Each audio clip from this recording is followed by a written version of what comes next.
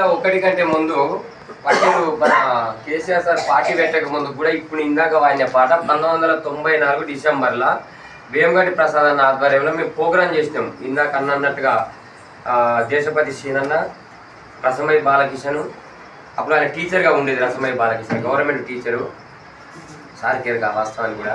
అయితే మేము కూడా అప్పుడు నేను చిన్నోని 95 నుంచి కూడా నేను ఉద్యమంలో కీలకంగా ఉన్నా. వాడుకున్నారు రాండ్రా నాయన అంటే కూడా నేను లిఫ్టుల సంఘం జాతీయ అధ్యక్షుడు. తెలంగాణ కోసం కూడా బొంబాయికి పోయి అక్కడ అన్ని ఏసాలు వేసుకొని బోనాలు చేసుకున్న తర్వాత వాళ్ళ పాటికి వాళ్ళు పోతే ఇప్పుడే నాకు ఐఫోన్ ఉంది. ఇందాక చూసిన ఒక ఐఫోన్ ఉండే, అప్పుడు ఇంకా ఫోనే లేకుండే. అక్కడ వదిలిపెడితే నేను బొంబాయి నుంచి కూడా హైదరాబాద్ దాకా కూడా లిఫ్ట్ల మీద వచ్చిన. లిఫ్ట్ మీద 4-5 రోజుల తర్వాత లిఫ్ట్ల మీద హైదరాబాద్ వచ్చిన.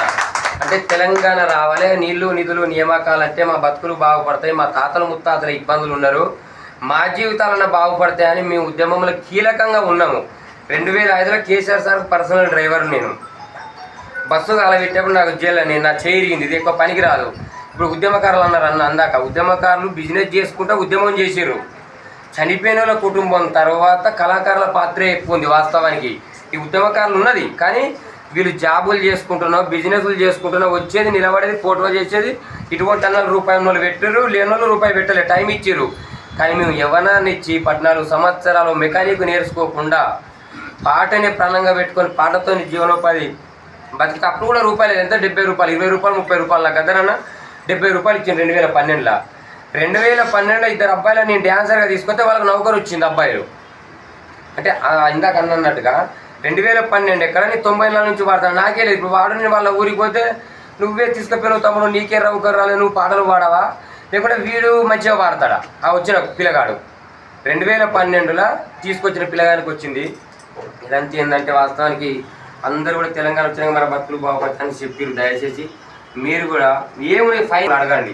అన్న దగ్గర కూడా చాలామంది పనిచేసిండ్రు, మన దగ్గర కూడా ఉన్నారు. ఎవరు వచ్చినా కానీ రండి. ఇప్పుడు ఇలా తీర్మానం వల్ల అక్కడ ఉంది. ఎగ్జాంపుల్ చెప్తాను, నువ్వులే కానీ ఏదైనా కానీ. ఇప్పుడు జాదుల సీనను ఉప్పల పెట్టిండు. ఇప్పుడు ఒక 3 ఫోన్లు వచ్చినాయి. ఇక్కడికి వచ్చాక తమ్ముడు ఇటు డప్పు పట్టుకొని రాట, నేను డప్పు కూడా కాదు అంటే డప్పు పట్టుకొని వస్తాను. ఈడో పడి ఎక్కడ ఏం దొరుకుతుందేమో అని 14 ఏళ్ళు అక్కడ మోసపోతుంది.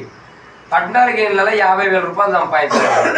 ఎట్లా పోషించాలి పిల్లలను, ఫ్యామిలీని ఎట్లా చేసుకోవాలి మేము అంటే మా ఆవేదన ఎవరు చూడాలి. అందరూ రమ్మన్నట్లే. ఇప్పుడు ఇళ్ళ కూడా వస్తున్నా, ఇంకా వేరే సంఘాలలో పోతున్నాం. అత్తన్న పోతున్న ఓ రామశిల్క రాపో ఓ రామశిల్క అయిపోతుంది. అంటే ఉద్యమంలో గట్టిన అయింది, తెలంగాణ వచ్చినాక సుద్ధా గట్టిన అయింది. కళాకారుల భక్తులు వాస్తవానికి మీరంగా ఆర్కిస్ట్రాలతో నేను 2005 నుంచి ఉంటాను. కనీసం 2 రూపాయల లోన్ కూడా పెట్టలేదు నాకు. 2 రూపాయల లోన్ కూడా ఇప్పలేదు. ఎప్పుడంటప్పుడు ఢిల్లీకి నేను దగ్గర ఒక 28 సార్లు పోయినా ఆర్కిస్ట్రాలతో ఢిల్లీకి. మందకిష్టం మాదిగతో ఒక 10 సార్లు పోయినా. చిన్నగా ఆయన అంటే ఎవరితో ఏమవుతుందని తిరుగుతాను, టైం వేస్ట్ చేసుకున్నాం. ఇప్పుడు మా వయసులు పెరుగుతున్నాయి వాస్తవానికి కూడా. అప్పుడు దెబ్బలు తిన్నాం పోలీసులతో, ఇప్పుడు ఇబ్బంది అవుతుంది. కాబట్టి ఇక ఏమైనా కమిటీ మీరు ఏమన్నా నిర్ణయించుకొని ఎట్లా ఏమంటే అట్లా అంటే నీకు కేసీఆర్ కూడా కళాకారులు వాడుకోవడం ఆయన ఒక్కరికే తెలుసు. బీజేపీ తెలియదు, కాంగ్రెస్ తెలియదు వాస్తవానికి కూడా. నేను 5 సీఎంలతో పనిచేశాను నేను అప్పటి నుంచి కూడా. 90 నుంచి ఇప్పుడు 5 సీఎంలు. మరి వాళ్ళందరూ కూడా నేను పనిచేసిన. నాకు 35 ఏళ్ళు. కాకపోతే ఏదున్నా కానీ కళాకారులను కడుపులో పెట్టుకునే విధంగా మీరు కూడా కొంచెం మీ కంపెనీ మరి అందరూ కూడా చూసుకొని మీరు చూడండి అనేది ఒకటే కోరుకుంటున్నాను నేను, అంతే. ఇక థ్యాంక్ యూ అన్న, థ్యాంక్ యూ, చాలా బాగా మాట్లాడారు.